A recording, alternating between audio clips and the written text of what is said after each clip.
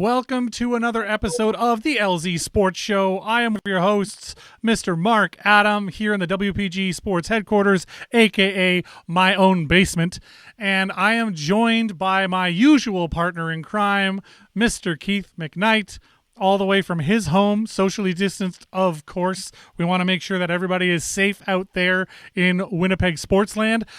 By the way, we have a guest today. He is a Redditor and he is a self-proclaimed expert. No, I'm lying. He wrote a really cool series of posts about Kevin Cheveldayoff, and considering tomorrow is the trade deadline in the NHL, I thought it would be a great idea to have him on and talk about his posts and we'll sort of not just the content of his posts, but what made him sort of want to do that. And I obviously the trade deadline was a big spark for him, so we'll ask him some questions. But first, why don't you subscribe to our social medias, the WPG Magazine on Facebook, Instagram, Twitter, and YouTube. Do like and subscribe to the videos. That click doesn't mean a lot to you, but it means a world to us. We greatly appreciate those. And if you want to have your opinion heard, you absolutely can by calling the WPG Sports line 431-800-4555. Or you can email the LZ at thewpg.ca if you're more of a writer than a talker. All good. We want to hear from you. For that matter, you can comment on the YouTube video below, or if you're watching this on the wpg.ca, you can comment there. You can send us an Instagram or Twitter message or whatever you want. We'll take your messages however you want to send them, folks. Don't worry about that. Let's jump right into it after we hear this word from our sponsor. We'll be right back after this. Make your house a better place to come home to with Aquatech Pool, Spa, and Bath. We've been delivering complete customer satisfaction for over 40 years. Whether it's a fully completed backyard escape, a completely renovated bathroom, or a premium upgrade on outdoor furniture, Aquatech is the only name you need to know. That's because if it's an Aquatech job, it's an Aquatech team working on it. No outsourcing, no subcontractors. We do it all. Visit our one-of-a-kind showroom today at 1065 Dugald Road. Aquatech Pool, Spa, and Bath. We create better places to come home to. Thank you very much to our sponsor, Aquatech Pool Spa and Bath. We greatly appreciate those fine folks. Now, Mr. McKnight, we are joined by Redditor, NeutralZoner. So, hello, Zoner, everyone. how are you? Good morning. Morning. I'm doing good. Well, right on. Welcome to the show. We greatly appreciate you coming on and talking about your series. So the series that you put together is called In Chevy We Trust. And before we even get going, obviously it was unironic, right? We actually do trust in Chevy, right? Well, that was part of the reason I posted. I was thinking about that. Do we really trust? And I've been a Redditor for a few years now. Been a fan for a long time. Discovered Reddit and thought, wow, there's a lot of interesting stuff here. Some of it, it's the internet, so yeah, obviously some of it's crazy, but a lot of it is actually really good. And if you're lurking there, you notice that a lot of people post that in Chevy We Trust. Every time something bad happens, like there's rumors that Trouba wants out of here, or there's rumors that so and so is wanting a trade, then someone will just post, well, in Chevy we trust. We trust that our GM is going to do the best thing for our team. So I decided to sort of go back in time and is it true? Did he really do such a good job? And I picked a few different incidents that I could remember, explored them in a little bit detail, and just put it out there and see what people thought. I've been a lurker for a long time, so I thought maybe for once I'd contribute some content there. Well, I appreciate the content that you've put out there. I really do. I think it's well thought through. It asks questions. It doesn't just answer questions. It gives a lot of information, but you're not trying to draw conclusions for other people. So before we dive into what that is, why don't we quickly have a look at the game that happened last night in Montreal and here are the statistics for that. 5-0 for the Jets. As we were talking there last night, Zoner, you had mentioned that's a pretty easy game to analyze. We're not here to be professional analysts by any stretch of the imagination, but it does make our job quite a bit easier when it's so lopsided, doesn't it? Yeah, it just reminds you of that Oprah meme, right? You get a goal, you get a goal. Yeah. Everyone gets a plus rating, right? Yeah. I love it. Narv, walk us through these stats, would you? Mr. Keith I McKnight? see that here, and it's the 5 goals onto 25 shots. The Jets aggressively came after this Montreal team and dominated faceoffs. You saw that, and the power play 2 for 5 was better than the 0 for 3 that you see that Montreal had there. Penalties, Montreal showed they just had a really frustrating evening. The Jets must have got under their skin pretty quickly, and even though their physicality that they took to the Jets was a little bit more dominant with 35 to 19 hits, I just think that there's more problems lurking in the Montreal, I think, beyond the locker room. Something confusing going on. I don't think the players are happy, and I don't know what's going on with Mr. Weber there. So hopefully he can find some leadership ways to really push the team back into things. And yes, you used this in the last show the other day, and hopefully NeutralZoner will agree. It's hopefully they can find their way out of the basement. And I don't think with a 5-0 loss to the Winnipeg Jets yesterday is really going to help them. Yeah, true.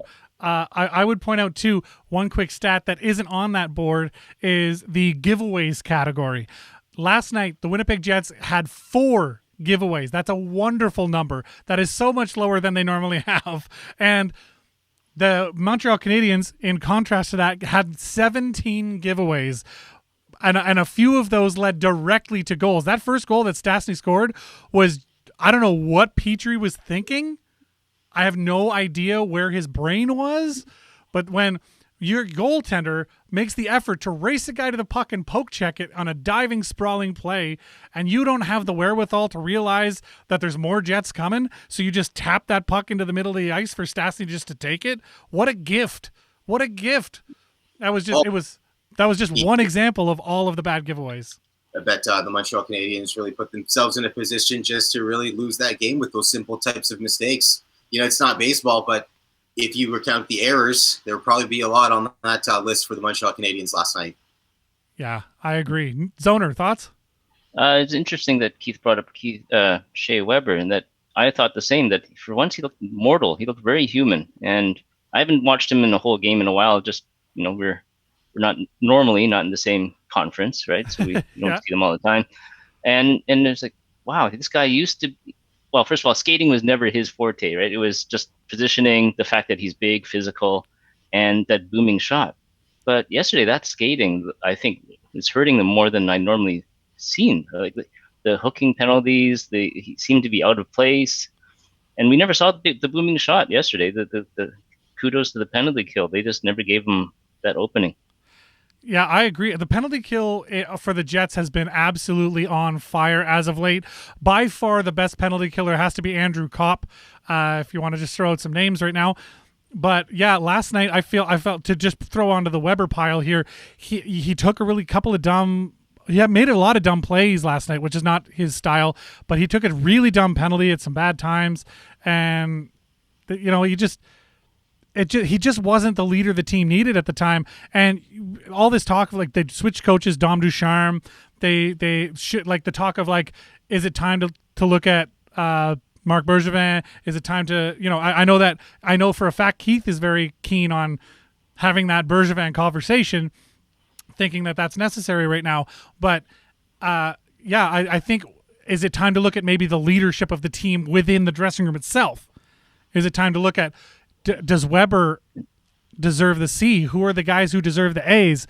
These are the guys that you have to engage, and Montreal's just not getting the job done. In the game itself, was there a player for, I'm going to start with Keith, was there a player for you that stood out last night, sir? Yes. The netminder, Connor Hellebuyck, yesterday with another shutout, can always go with him when he has a stellar game, continues to prove why he's the Vezina Trophy recipient.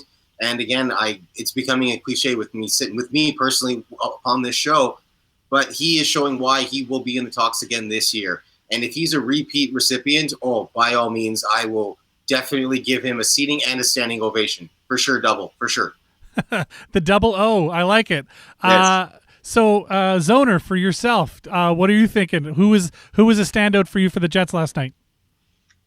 I liked Lowry's play. He started every period, and that shift set the tone for the rest of the period. And that first shift drew penalties in the first two periods. It just showed that they just had the foot speed to outmatch the Montreal D. They had the physicality.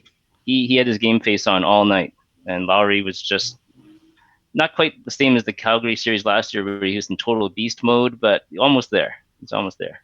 I like that analysis. I really appreciate that. And for me, I have to say, I'd have to go 100% Derek Forbert. I thought he had an awesome game last night. He had great positioning all game. He was always where he needed to be. He made smart puck decisions. He didn't put his teammates in a position to have to help him out. The goal he scored was an absolute snipe. I loved that shot. That was beautiful. And he was a up and down player. You often don't get enough offense out of your defense in Winnipeg. This year has not been a great year for the offensive side of our defensive core. And last night, Derek Forbert said, "Screw that! I'm gonna do it." And he really contributed in the offensive zone with the way he was passing the puck, the way he was maintaining the blue line, the way he was pinching. He was just all over the unfortunate Montreal Canadiens, who just could not get their poop in a group last night. And, it seemed like it was an uneventful first period, but that was mostly due to both of the defenses sort of standing up and saying, no way. It was 6-5 in shots at the end of the first. But you got to remember, too, the Montreal Canadiens had 7 shot blocks in the first period alone. So it's not like the Jets weren't trying to get those pucks at the net. The Montreal players were just getting in the way. So I really liked the way that Forbert played in particular. He just, 5 goals, it's hard to say, a defenseman was our best player of the night. But I honestly think he was. Looking at the score sheet, he made the score sheet. All 5 goal scorers on there, Derek Forbert included. And I really just thought he was the player last night. That was my takeaway from it. Next game for the Jets is in Ottawa, April 12th. Next game for the Habs, Les Habitants de Montréal. They'll be in Toronto, they'll be at home against Toronto on April 12th as well. So, looking at the playoff picture for the Jets right now, they're solidly in second place now. They're not just in second place based on the points percentage. They have the 1 point difference and a game in hand on Edmonton. Edmonton last night lost to the Calgary Flames by an equal margin of 5-0. So Calgary finally jumping over Vancouver in the points category with 37, but they do not have the points percentage to jump them. So Vancouver, even though they're technically in 6th place, have a higher points percentage based on games played. But that will change if they actually do come back and play in the games. What are your thoughts on that, Zoner? You said you're actually in Vancouver right now, right? So what are your thoughts on Vancouver and the ravaging that they've suffered at the hands of COVID? And do you think they're going to be back this year, or do you think the league or the team is going to pull the plug?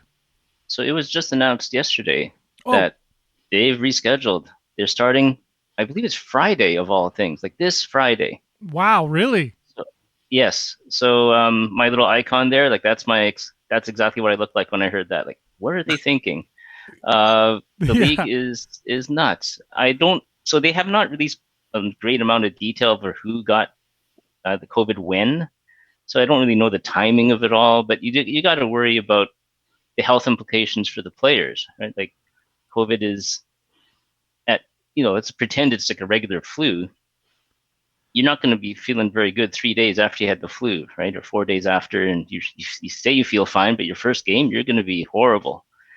That first shift, you're going to be sucking wind, and it's going to be ugly. Yeah, that is going to be rough for the Vancouver Canucks, hey? And if I was Edmonton, I think they're their first opponents. If I was the coach of Edmonton, I'd probably sit Connor McDavid and Draisaitl and anyone else I think is important. And for the rest of the players, you got to wear a mask. Well, honestly, yeah, like you never know, right? Like this is, wearing a mask is more about protecting others than yourself, right? Yeah. So it's similar to, like, even if it reduces your chances by 25%, true. You'll see everyone lining up at the mall for a 25% sale, right? Yeah, well, in Winnipeg, you get them lining up for a 1% sale. But so wear that mask and just hope don't get into a scrum with any Canuck. Yeah, that's true. Yeah, that's a good thing. Yeah. So leave them wide open. I brought it up here. Canucks can return to play April 16th. So Yeah, that's soon. Yeah, they play a lot of back-to-backs. And as a result, they actually extended the season of the NHL to accommodate it. Mm-hmm. So the Jets play them on the 10th and 11th of May. So circle those in your calendar. Yeah. Yeah, that'll be coming up pretty quickly. Yep. Yeah. Wow. So it's about 4 weeks. So hopefully by then it's all cleared and the Jets will not have to worry about transmission and all that. Oof, you know what? More about one quick second here. So with the season being extended, that means the playoffs will still be 4 games per series. It's best of 7 for everything, right? Like nothing changed for the playoff format. I would assume not. They haven't announced anything. All right, okay. Thank you, boys. Yeah, they just pushed the season back because the playoffs start when the season's over. They've never announced the playoffs start on this day. Gotcha. Because they have to worry about the matchups and availability of the arenas and blah blah blah blah blah, right? But yeah, they pushed. So May 16th is now, because it was May 10th, I believe, wasn't it? Around there, yeah. Yeah. Right. So they pushed it back by almost a week. Wow. I didn't have a chance to check, but I'm assuming the other divisions will have to wait as well, right? They're not having the other divisions start first. You know what? I don't know, but it would make sense to make everybody wait, I feel. Yeah. But also it wouldn't make sense to make everybody wait. But they're going to end up waiting one way or the other, because if they play their series and they're done, and then the Vancouver Canucks haven't even started the playoffs yet, as if they're going to make the playoffs. But it's all the teams they're playing against that are really the money there. I think the Vancouver Canucks are in a lot of trouble.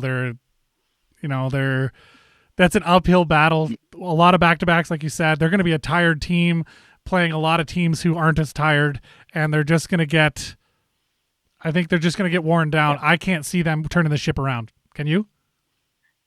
No.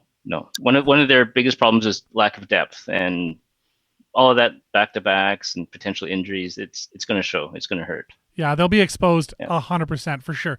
I think that's it for let's put a pin in talking about current events, because I want to delve into your series, sir. So for those that didn't hear at the beginning, NeutralZoner here, a user on Reddit, he has posted an entire series on Reddit. It's 5 posts now. I've read 4 of them. I'll be honest, I didn't read the one you posted last night at 1 a.m. I should have looked for that this morning, but I didn't. But I did read the first 4, and I have a bunch of notes and questions and stuff. So I want to get into it. I really enjoyed the way that you wrote it. And for those of you that don't know what I'm talking about, oh, that's not the right button. I wanted this one. There we go. So this is if you go on Reddit /r/Winnipeg Jets, there is a bunch of posts called "In Chevy We Trust." This is part 1 of a 5-part series, and I have all 4 of the windows that I've written. All 4 parts here. So I was very excited to read all that, and now that you're here, we can actually talk about it. So let's get into that. Part 1, you talk about Scheifele being drafted, because you go all the way back to the beginning. Why don't I let you sort of summarize the first post, and then we'll get into the questions here. Sure. When I thought of the idea of making a series of posts, where do you start? Well, you start at the beginning. So let's start at the very first draft pick that Jets 2.0 picked. And I mean, I remember being super excited, and especially looking at some of the big names that were still left. Sean Couturier, he was ranked number 1 for a little while, and he's a big center. He's supposed to have all the tools, like skating. He could hit, defensively sound, and offensively skilled. Although he was in the queue, so I mean everyone scores 50 in the queue. And then there's Dougie Hamilton. Don't be bad talking the queue, sir. Don't be bad talking the queue. Remember, I came from Halifax. It's exciting hockey. Right. But sometimes when you're looking at the scouting reports and he got a 50-goal score, I don't know what he would score in the W. Anyways, you got Dougie Hamilton too, right? Big defenseman, big reach. He's a physical player. Sounded like a guy you could build a team around, a franchise around. Maybe like Chris Pronger, number 2, right? So when when Cheveldayoff steps up to the podium and says Mark Scheifele, and I remember, like, I'm not a hockey expert, like you said. I had no idea who this guy was, but I started reading the internet experts. They must know what's going on, and all of them were saying this was an off the board pick, which is the nice way of saying who. And so I just, Google is wonderful, and Google, I just looked up 3 different articles ranking prospects from that year. And if you look, it's really hard to find Scheifele. In one of them, he ranked number 14 among forwards. Just forwards, not defensemen, not goalies, just forwards. So we picked him number 7 overall. And so that's definitely an off-the-board pick. And I thought it was hilarious that Joel Armia, that's what they're calling him now in Montreal. Well, he's from Finland. That's been his name. We just didn't say it right the whole time he was here. It's fine. Okay, but Armia, he ranked very high, much higher than Scheifele. So we picked Scheifele number 7. And so other than the link to Howardchuk, you had to wonder, what was this team doing? And for those of you who are old, like me, you remember the Jets 1.0 draft. Their very first pick was Jimmy Mann. And, he got into a lot of fights, but didn't score a lot of goals.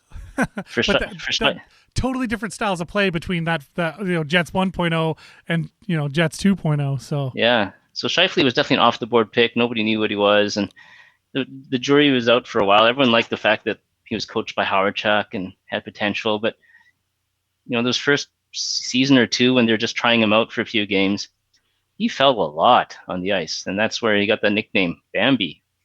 Yeah, that's what Redditors call him. And by the way, I have a video of his first season with the Jets. To that point, he spent a lot of time falling on his face. So here's a video of his first season with the Jets.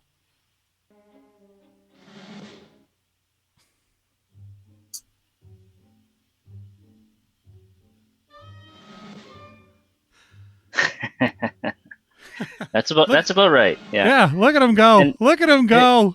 And it could be just the case of a tall guy. Well, I mean, he was built like a deer back then, right? Tall guy, long legs, still filling out, off balance a bit, and so he fell a lot. He earned that nickname. But if you look at him in recent years, he's not like that anymore. He's quite tough on the puck.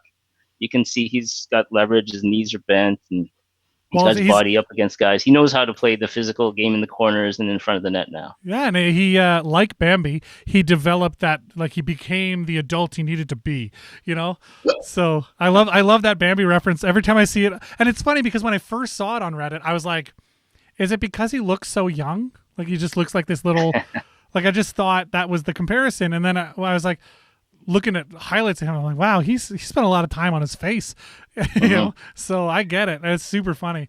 So if you look at that pick today, like he was definitely if you look at the stats, first of all, he's the 3rd highest goal scorer of that year, that draft year. Yeah. And this is for a guy who we think he's more of an all-around player than just being a goal scorer. So that's saying something. Yeah. And there's other big names that year, like Couturier, Landeskog, Nugent Hopkins, but I think there's very few Jet fans that would trade him 1-for-1 like that. Well, the guys that came after him, there were some names that came out of there that like you said, Sean Couturier, Dougie Hamilton. In the second round, Nikita Kucherov, he went 58th overall to Tampa Bay.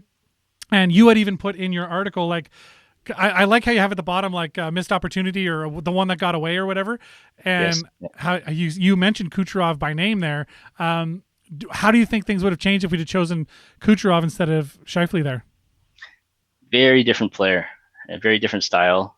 I don't watch a lot of Tampa games, but with Kucherov, it seems to be this symbiosis between him and Stamkos. They just seem to feed off of each other so well. And on that power play, they can read each other's minds, and the passing is always pinpoint perfect, and he's got the laser beam shot. If Scheifele is a very different kind of player, where he's in the middle, he's mucking it up, but he's also making these super smart passes. Even yesterday, like, of course, like we were just talking earlier, 5-0 game, it's super easy to analyze and pick highlights, right? But yesterday, a seemingly nothing play. He's in the neutral zone coming in. There's 3 defenders watching him. He makes a curl play, and all of a sudden all 3 guys are watching him. He drops the puck to nowhere. Like, what's he doing? But there's Neil Pionk right behind him, waiting for the puck. And So like that's the kind of player that Scheifele is, like very cerebral, very smart, does things that are more subtle but equally important. And we've seen him dominate too, though, right? Like that Nashville series where he just lit up Rene. Like it's there. He had 14 goals in that playoff run. Yeah, that was a good time. So I think many Jet fans were very, very happy with that off the board pick in 2021. I have to agree. Lowry actually was chosen in the third round of that same draft. But as to your point, Yoel Armia was chosen 16th overall in the first round, and Nathan Beaulieu was chosen 17th overall by Montreal in the first round. Yeah. And so those are a couple of Jets connections there. I mean, there was a lot of choice to go around, and that Scheifele pick did make a lot of people turn their head and kind of shake their head and wonder what the heck he was thinking. But 10 years later, everyone's like, Chevy, you're a genius, right? Mm-hmm. Yes. In Chevy We Trust. So then you posted a part two. Let's talk about that for half a second, and how you talked about the Oduya trade turning into, 17 different prospects, not that many, but like he just manufactured picks from that trade. So walk us through that real quick. Exactly. Yeah. This one's a little bit more subtle in that. But I did want to highlight this one because it was a deadline deal or near deadline deal. And it was the first year of the Jets. Johnny Oduya was a serviceable defenseman. He ended up winning a couple Stanley Cups with the Blackhawks. But Chevy decided, let's flip him, right? Because we're not going anywhere this year, next year. He ended up turning him into, 4 draft picks? Like 1 second rounder and 3 third round picks. One player who is your number 4 defenseman became 4 potential prospects. And I was thinking, that's something. Like when you're a new franchise, Atlanta didn't really give the Jets too many prospects. What are you going to do with your farm system? What are you going to do with the young players developing? This is Chevy's way of, basically buying a lottery ticket, right? I've got, I know I have Oduya, who is a known commodity. Now I'm going to go out and turn that into 4 lottery tickets and see what I can get to help either the team today or stock the farm at the very least. But the point you made that I really liked in that article as well, in that little piece, was how like the Jets weren't ready to make a run. So why bank your bucks on Oduya at the time, right? Exactly. Yeah. So and that's the thing, that when some trades are made by some teams, you're thinking, what were they thinking? But they were future-proofing themselves, and they recognize like now is not the time to double down on this guy for whatever reason. So looking at Cheveldayoff, looking at that particular trade when he got rid of Oduya, and that eventually became a bunch of things, which turned into Poolman, which is he better or worse? Don't know. Has he maxed out his capacity? Don't know. Yeah. But yeah, I really like the way that you put that. Mm-hmm. Yeah. And yeah, so none of them turned into superstars. Poolman's the only serviceable NHLer that came out of it, but still you have to like the philosophy, right? 100%. Let's take a few shots at the draft table and stock our team. Yeah, definitely. And I mean, so originally it doesn't pay off, but eventually, like the number of picks he got to go through and the number of opportunities and looks he got at new talent, the way he turned one guy into, over the course of it, 7 picks? Like that's wizardry by Cheveldayoff. And man, in Cheveldayoff, we trust. So that's why he's still here. Yeah. So I'm going to go with that was, even though you lose Oduya at the time, but it wouldn't have done you any good because they weren't ready for a cup run then anyway. So now you have Poolman, who's a very, like you said, a serviceable NHL defenseman who's playing some pretty decent hockey as of late. And, he's not a liability the way that some defensemen can be. And so I'm really excited about Poolman and his role with the team. I like to see him in the lineup. He's not a player that I say, well, pull him so that Logan Stanley gets more ice time. That's not the case. A guy like Beaulieu, however, pull him because you got a guy like Logan Stanley waiting in the wings who's ready to make his name now. That's where you want Logan Stanley. But pulling a guy like Pullman for Stanley, that's a harder deal right now, given that Pullman's playing such a good hockey. So, the third, you went there. The third article, you said right off the get, and I'm going to quote you, I was tempted to skip over the Evander Kane trade. It's been done to death, hasn't it? And I have to agree with your sentiment there, but it does need to be mentioned. If you're talking about Cheveldayoff and the maneuvers he's had to make, it needs to be talked about because of how he made it happen. Talk us through it, Zoner. Yes. Yeah, I felt like I'd be remiss in leaving this out, and I'm sure the Redditors wouldn't let me live it down either. Nope. Like, how could you not include the most important trade of the franchise? So I decided just to sort of concentrate on the context, especially for people who are newer to Jets fandom. They may have forgotten, or even that Chevy was definitely not trading from a position of strength, right? Like, everyone in the league knew that Evander Kane wanted out. It happened. The tracksuit incident, which you can Google and find out about. Well, you know what?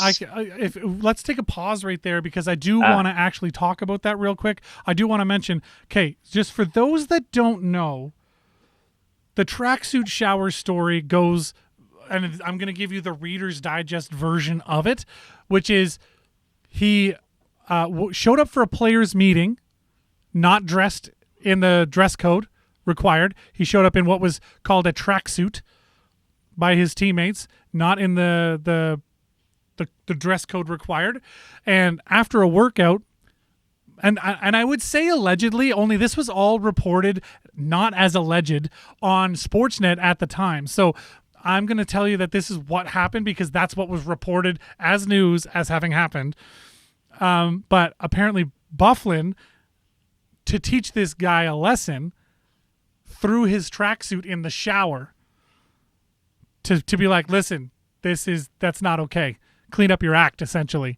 And as a result, my source, can't tell you who she is, but my source told me that she spoke with Mr. Evander Kane, and there was also a little bit of a problem where they were on a road trip, and Evander went home to see some family, and he stayed there.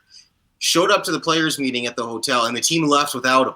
And he was told this by the hotel staff that the team left. So then he got to the arena, and then I think that had a lot to do with more of the commotion as well. So I think there's an underlining here, and I'm not gonna sell out my source, but I'll stand by.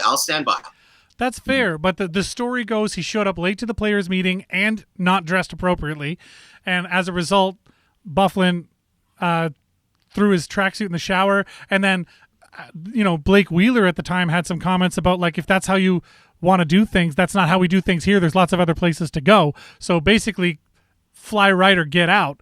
So that was sort of a bone of contention at the time, and then that led to him just straight up not showing up to the game, and they couldn't reach him. They called him, they texted him, no answer. Eventually they got a hold of him, and he's like, yeah, I'm not coming tonight.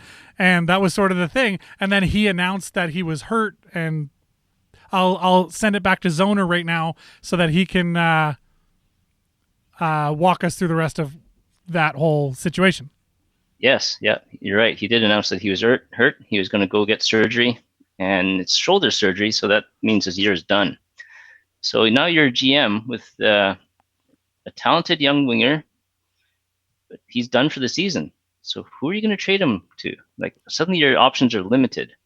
If you're a playoff contending team, why would you trade for a guy who's not going to help you this year? So now you've lost a lot of the potential market out there. Number two is the price, right? The price that you can ask for him. Everyone's going to lowball you. They know this is not a good situation to stay in. And there's no mercy in the NHL, right? The GMs aren't going to throw you a bone. They're not going to help you. Hey, let me help you out, right? But somehow he engineered this trade, and that's where the other people can go into the great level of details much better than I can. In fact, there's a video by, I think it's Steve Dangle. Somebody posted that in Reddit, and I followed that link. Wow, what a video! It goes through great detail of every single branch of that trade and how it turned out, and it's just ridiculous how well Winnipeg made out in that, and how poorly Buffalo did in that trade. It made no sense to me. I'm going to walk you through the basics of how that trade went down. So Evander, Kane, Bogosian, and a pick went to Buffalo. And arguably, you didn't even mention Bogosian in the article, but at the time there were also rumors that he needed to be sent away based on behavior, and there's all those rumors. And maybe our resident conspiracy theorist, Mr. Keith McKnight, might have something to say there. Yes. Yeah, you got something for us? What happened there? Yes, he definitely wasn't injured. He definitely was checked into a sort of clinic for some sort of behavior that we'll leave that untouched there. What particular behavior he was dabbling in, and then that's why he was shipped out. And yeah, he had some behavior issues here. And every time that the team would say that he was on the injured list, that definitely I can definitely attest that was not true. Fair. Yeah, we'll leave it at that. Read between the lines. Get it? Lines. Just gonna. Anyway, leave that alone. Anyway, so he had to go. Cheveldayoff knew he had to go, and he had this Evander Kane window, and he's like, how can I turn this turd into a diamond? And he polished that turd. Holy crap. So on the way back, so we already established Bogosian, a pick, and Evander Kane are out. They head over to Buffalo at the time, and they got back Tyler Myers, Drew Stafford, Brendan Lemieux, and a pick, which eventually became Jack Roslovic. Yeah, so, and you and Roslovic are both gone, yeah. Oh, and Myers, yeah. And Myers and Stafford. But Myers, he wasn't traded. Myers ended up becoming an unrestricted free agent and signed a 6-year, $30 million contract with Vancouver or whatever. So, anyway, that was a whole other thing. But you mentioned in the article, like Drew Stafford and Tyler Myers started producing for the Jets like right away. Brendan Lemieux was a bubble player that was on the taxi squad and played a bunch of games, but never really sort of broke that top 12. And so then Jack Roslovic. So walk us through the rest of that, sir, or your thought process on it, Mr. Zoner. So first of all, the sheer number of people that came from that one trade. Yep. That helped. So you mentioned Myers and Stafford. Their addition really, really solidified the Jets defense, the Jets offense. Stafford scored some really clutch goals down the stretch of the season. That dragged them into the playoffs that first year that they were against Anaheim. And it was a bit of a surprise, right? Like, people knew this team was building, but suddenly they're in the playoffs. Myers and Stafford had big, big roles to play in that. Yeah. For the future, Armia, he ended up being a pretty solid third liner. He's pretty good in Montreal now. You didn't see him last night because I believe he's still in COVID protocol. Armia, yes, is still in COVID protocol. And you also had, because Kotkaniemi and Armia both went into COVID protocol. Kotkaniemi left COVID protocol. Armia did not. And they were also short Gallagher last night. And Carey Price. So they were playing Jake Allen. And I was like, is Jake Allen still in this game after the fourth goal was scored? And I was like, wait a minute. As if they're going to pull him at this point. Who are they going to put in? So it is what it is. But that was a little rough. But anyway, back to the Evander Kane trade. Yeah, and so the last piece, I usually like to add the one that got away. And I found it was a little bit of a stretch to think of one, but Roslovic, he was part of the whole trade that brought Dubois, and most people are really happy about that. But I was thinking, if we kept Roslovic, what would he have turned into? Because he's still pretty young. He's got a lot of upside. Oh yeah. But the longer I think about it, Appleton is slotted in the third line, and he's doing great and hasn't missed a beat. He's doing pretty much what Roslovic would have done if he had stayed. It's really hard to say we really missed out on anything on this trade. It's almost like a 99-1 kind of score on this trade. Keith can attest. I am constantly singing the praises of Mason Appleton. I am definitely an Apple fan. So a totally different kind of Apple fanboy. But I really enjoy his play, and I mean, again, Keith can confirm. I'm not just saying that today. This is a thing I keep saying over and over. I really like that play. And he's coming in very nicely to the way he's been being developed. Yeah, absolutely. And last night to Zoner's point, last night he even got first unit power play time. So you should be super That was stoked. great. I loved that. Yeah. I loved that. But and then Perreault out there on the power play, like they just threw everything at the Montreal Canadiens, and the Canadiens had no response. None. Nothing. None. Yeah. None whatsoever. So let's slide on. Or were you done on that point there, or? I think I'm done. Like I said, this was one that I wasn't really going to go too great into detail because everyone's done it before, and I was actually a bit of a Kane fan before he left. I just loved his potential. I love the potential. He's physical. He could shoot. He could score. But eventually, it's just it's time to go. Fun story. I was in the service industry for 21 years, and when I was a bar manager back in Halifax, one guy that used to come in all the time to watch the Thrashers games was Evander Kane's uncle, because he lived in Halifax. So he used to come in all the time and make us put on the Thrashers game. Nobody ever wanted to watch the Thrashers game except for this guy. And we had the center ice package, so we had it. We also had 1,000 TVs, so we always found him a TV to watch the Thrashers game on. So there's a little bit of my own connection to Evander Kane and the whole thing. So his uncle, super nice dude, that did not ever make me a fan of the guy and his attitude. I always thought he was a very entitled sort of look at me, give me what I want. I am like, do you know who I am? He has the same attitude that I feel like Brad Marchand has, which is like I'm important, everyone else can screw off. And that's just my impression of, and again, speaking of Halifax, that's where Brad Marchand is from. So I have some experience with him on a personal level. But anyway, we're not going to get into that today. Let's move on. Your fourth article in this 5-article series was all about captaincy, and I'm going to let you walk us through that again. Yes, and I was just thinking about the major sports. There's no other major sport in North America talks about captaincy the same way hockey does. It's kind of a revered title. They're held in special esteem, but there are also a lot of responsibilities around that. And the first captain of the Jets 2.0 was Andrew Ladd. And I thought he was a great captain. It just started from the beginning, right, where he was, I think somebody mentioned he was an RFA at the end of the season, and yet he still decided to come up to Winnipeg to check it out. Like, he didn't know what his future was going to hold. Who knew if the team was going to re-sign him? But he flew up on his own dime, checked out the city, talked to the execs, and then started texting all his teammates or emailing them back then and basically telling them the coast is clear. There's no igloos here in June. It's not a bad place to be. And he was a real leader of the team back then. I actually wrote in there somewhere that I felt the team took on his identity, as in he was a hard-hitting power forward type of guy. Not the most skilled guy, but he always gave you heart, determination, a lot of guts. Yeah. Rarely took shifts off.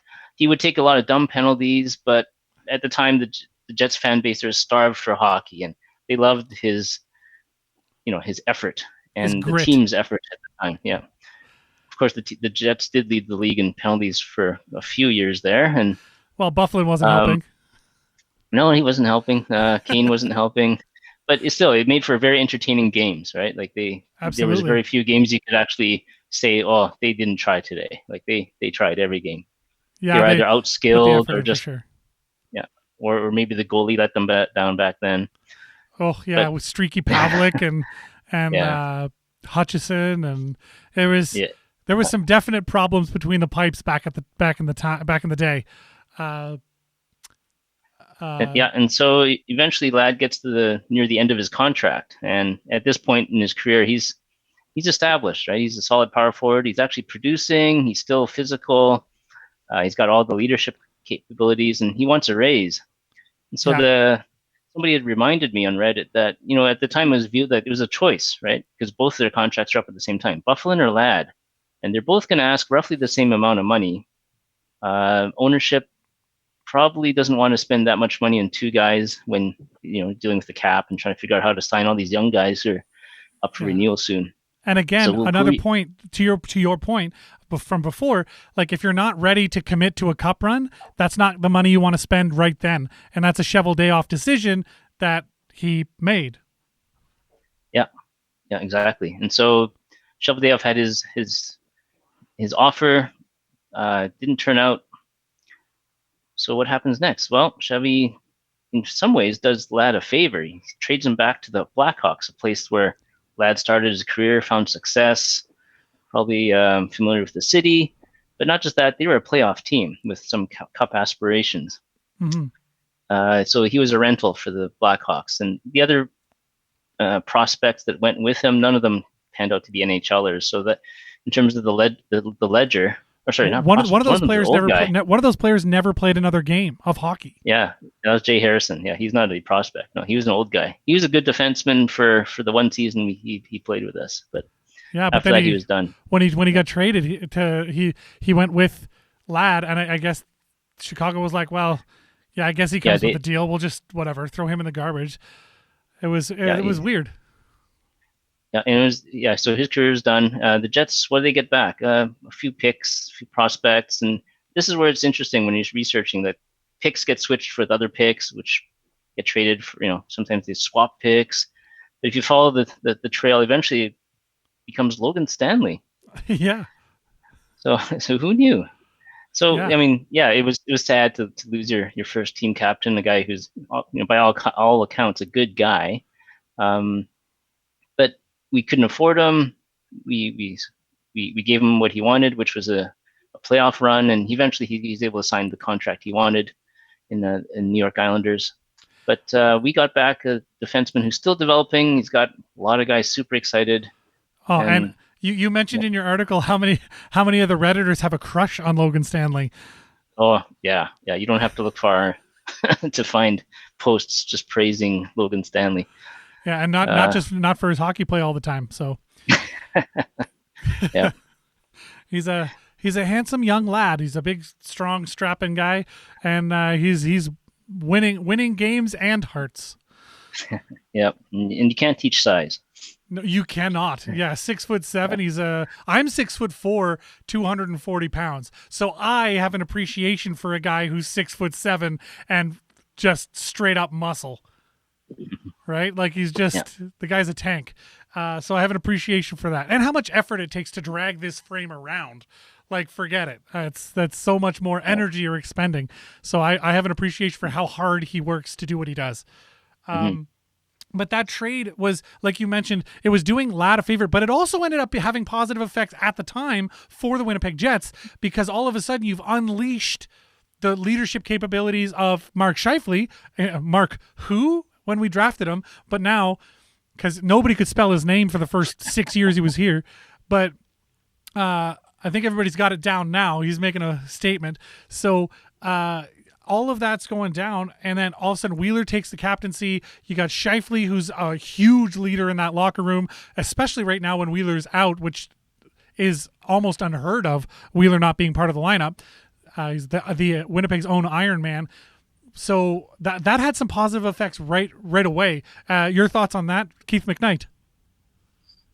No, he did have positive effects on it, like right away as soon as he got here, and you couldn't ask for anything better. There was nothing more you couldn't ask for anything more, anything less. Excuse me. Yeah, so Ladd leaving was good for him. It was good for the team because it opened up some lanes, and it actually reminds me of Laine leaving, which because when Laine left, all of a sudden Ehlers just broke out, and Kopp is having a breakout season because there's not this pressure to feed one guy the puck all the time, and they're not sort of coddling this growing superstar's ego. Not that, and I'm wearing his jersey as I say it, but not that I think he, like I keep saying over and over again, I think that the way that Laine dealt with everything was very professional, and it was the proper way to do it. But at the same time, him leaving was so good for the club so far, and not because of Dubois. Dubois has been good, but he hasn't been the player everybody hoped he would be, which is fine, because what it allowed is more emphasis on developing guys like Mason Appleton. Kyle Connor is having a wonderful season. Nikolai Ehlers is out of line a shadow, and da da da da da da da. So that's what I'm calling addition by subtraction, which I would say that the Ladd trade was also. So again, in Chevy We Trust. So that's 4 times, and you have a 5th one that I haven't even read yet. So now, do you want to just sort of walk us through it, and we'll talk to you off the cuff here? Sure. Maybe I'll just give you a little bit and you guys can read the details later, but it's just about one of those hockey words you hear about once in a while called intangibles, right? So-and-so's got intangibles. And what does that mean? So I kind of started the article saying, oh, intangibles, something you can't really measure, but you feel it has value. And I feel Chevy has those intangibles. But as a GM, well, I guess first of all, I think it starts way back in the beginning, right? Where when the Jets 2.0 was announced, I don't remember rumors flying around. I don't remember leaks and stuff, not until probably days before it happened. Maybe you two guys can confirm if my memory serves me right, but I don't remember hearing anything until the week that it actually happened where Jets 2.0 was announced. I was actually in Halifax at the time. So for me, like I heard the announcement when they made the announcement because I didn't hear any of those rumors. I was living at the other end of the world as far as Winnipeggers are concerned. So, I pretend I knew when I was paying attention when they came back because I did not pay attention when they came back at first. Yeah. So let's contrast that with an attempt to bring a team to Canada, which happened just a couple of years before that, and that was I think his name is Jim Balsillie. Jim Balsillie of Rim. Yes, yeah, he was desperate to bring a team to Hamilton, right? And he was doing it in every possible illegal and or loophole finding way he could. Yeah, and the NHL wasn't too thrilled with that. Like you're basically trying to goad Gary Bettman to a fight, and we've seen what happens when Gary Bettman has his back up, right? And basically, the whole league gets shut down for a year. Listen, I am not a fan of Bettman. I don't like the way he does business. However, do you remember when the Islanders almost got bought, but it turned out to be this huge con job? Fair. But the time they almost got bought by what was his name? Jim.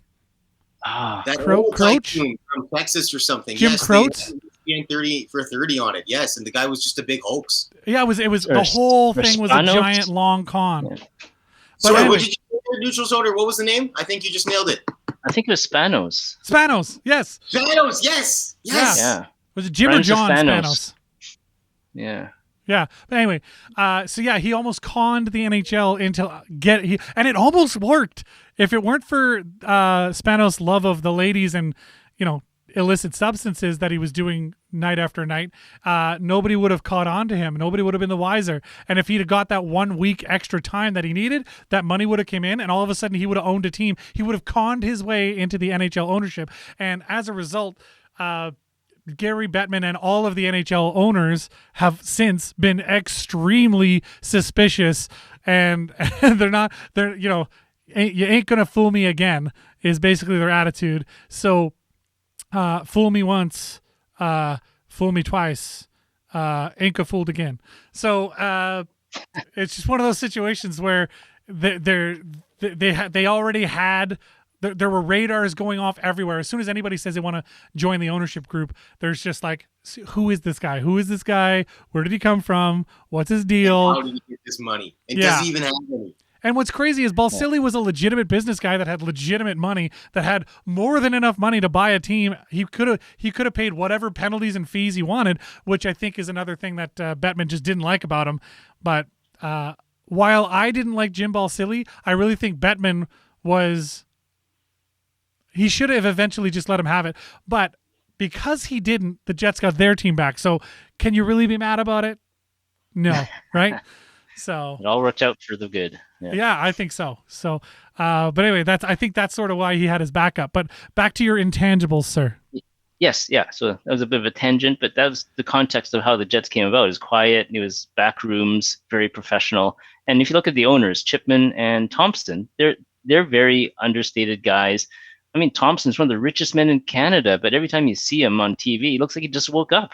Yeah, Like, isn't he like number 7th richest man in Canada? well, I think it's Something higher than that. Is he? Okay. Yeah, whatever it is, it's in the billions. Like it's crazy. But he's not dressed to the nines. He doesn't have bling. He's not wearing tuxedos all the time. And I thought, looks like the guy's trying to sell me life insurance or something. Yeah. And my God, I hope he's not listening to this.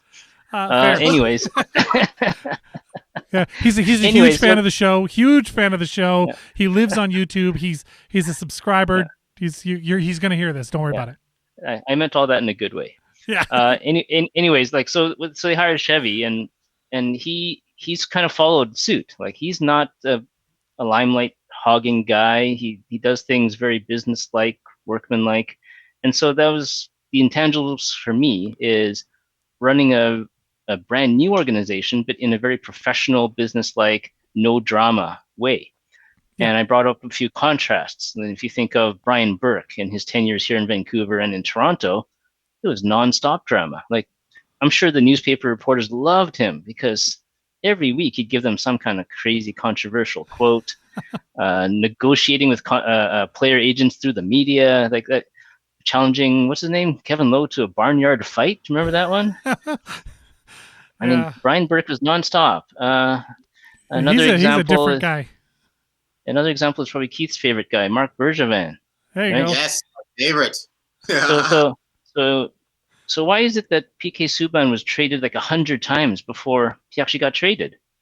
Like, where did all these leaks come from? It's almost like Bergevin's floating ideas out to the media and seeing which one is good. Yeah, throw ideas at the wall, see what sticks.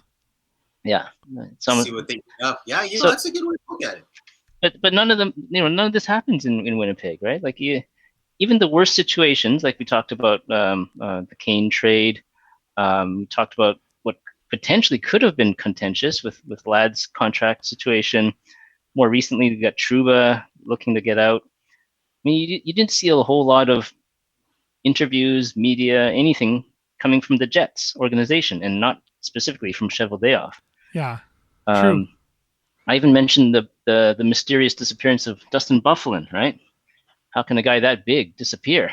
Yeah, well, he disappeared himself. But you didn't see anything bad from the Jets side, right? Like you don't hear.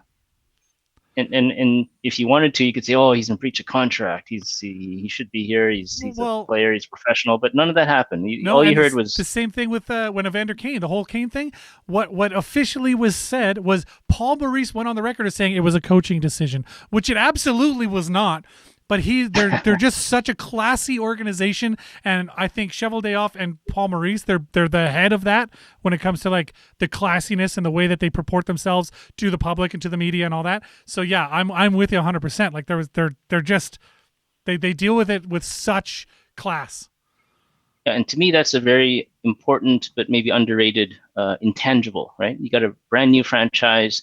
You don't want to look like a crazy gong show. You're trying to be professional, but you're also in a small market, a hockey-crazed small market where I'm sure every time these guys go to the supermarket or to the mall, like 20 people will notice like right away, right, just in the parking lot. And you don't need to have the extra pressure of having your coach, your GM calling you out and having all the crazies in the street saying, "Yeah, the coach hates you, the GM hates you," right? Like, no, like that's never in my short memory, I don't remember that ever being fanned by the organization or from specifically from Chevy himself. He's been very quiet, very professional, and I think that's a huge asset for the team and for the franchise.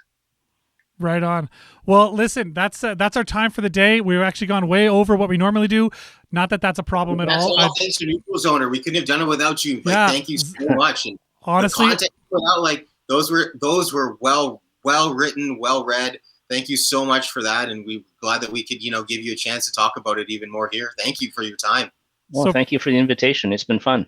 Yeah, we greatly appreciate you. And folks watching, if you want to hit us up and you want to support us too, you can just follow us on all the social medias: Facebook, Twitter, Instagram, YouTube, for that matter. It's like and subscribe to the video. It means a lot to us. You can call us on the WPG Sports line, 431-800-4555. If you want to have your opinion heard, if you disagree with Zoner on any of his points, we want to hear it. Comment below, email us, thelz@thewpg.ca. We want to hear what you think. This is a show about fans talking about stuff we care about. We're having the conversations we used to have at the pub. Soon we'll be able to do that again. And we greatly appreciate all of you watching. And for those there that may want to advertise on the show, do hit us up, ads at the wpg.ca, or call us 431-489-2401. All that out of the way. For myself and Zoner, thank you so much for joining us. And for my co-host, Mr. Keith McKnight, this was the LZ Sports Show. We'll see you next time in the LZ.